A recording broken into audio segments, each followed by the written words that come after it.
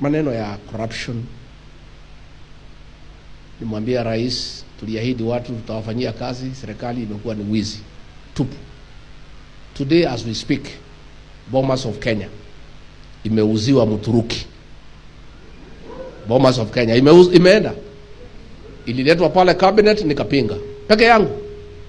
Watu wengine yote hapo ni waoga, wakiona rais wanatetemeka namna hii. Mimi peke yake ndio nilisimama cabinet nikasema Bomas of Kenya is a national heritage and we cannot sell it. Imeuziwa Mturuki ambaye ni business partner ya mtu mkubwa sana katika hii serikali, mnamjua. Hiyo Bomas imeenda. Na tena pale watu ya civil aviation walipinga, wakasema the flight path to Wilson Airport ni hapo, hiyo ndio flight path, it will be dangerous.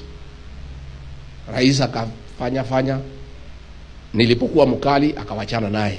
Aliponifukuza sasa hakuna mtu ya kusema kitu. Watu pale yote ni flower gas. Umeona headline?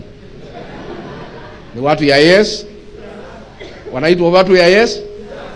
Sasa pale we are on our own, Reverend, as a country. William Ruto would do whatever he wants in this country. There is not a single person. I was the only remaining person. Ni Mungu peke yake atatusaidia. Hiyo Bomas sasa ameenda pale, amebulldoze, imepita. Mashamba yote ya jela yote imeuzwa. Jela zote zinatakiwa sihamishwe, hiyo mashamba imeuzwa yote. Mpaka makanisa ya Catholic, SDA ile iko ndani ya jela yote itabomolewa. Mpaka Atali, they will be demolished.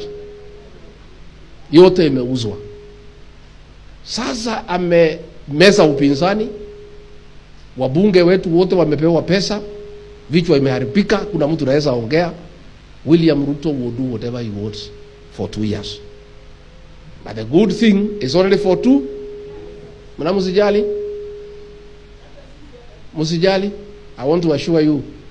Msijali na hii maneno yanafanyika. As we are focused, and what was happening is a distraction. They are called theatrics, to remove ourselves from the focus. Tumesikiza wa Kenya wametuambia what we need to do.